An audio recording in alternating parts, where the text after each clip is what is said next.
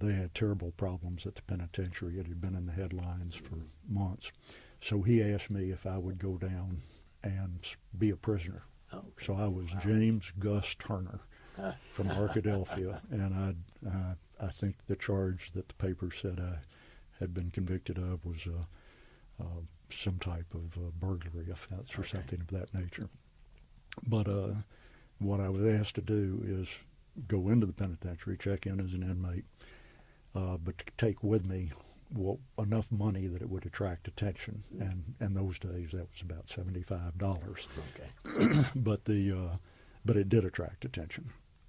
And I was immediately put on a work detail.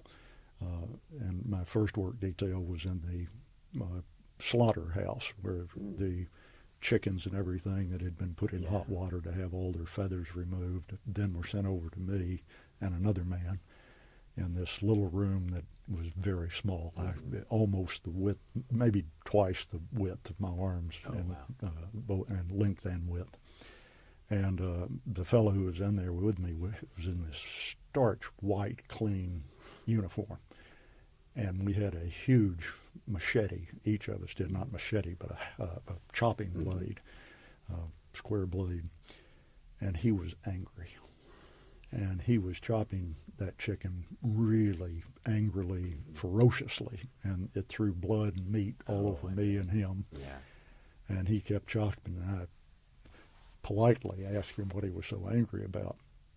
Well, he had offended one of the trustees at the penitentiary. And the trustee had required him to, had therefore put his parole hearing date on the day that he was going to be in the slaughterhouse chopping chickens and being covered with blood. So they'd done it intentionally. He was in for a violent crime. They'd done it intentionally, so when he went before the hearing, he would not look like someone who was a gentle, recovered soul. Right.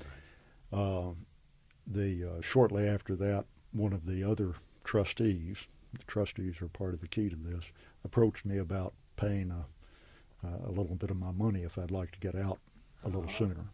And I rapidly agreed, and they could get me out immediately because at that time the prisoners at Cummins Penitentiary controlled all of the records.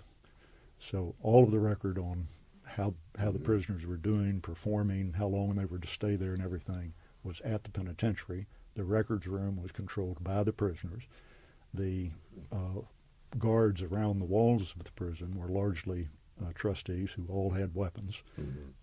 And the corruption within the prison in terms of releasing people on parole early by just changing the date and the records was atrocious. So anyway, I achieved what Mr. Haley had asked me to achieve and left.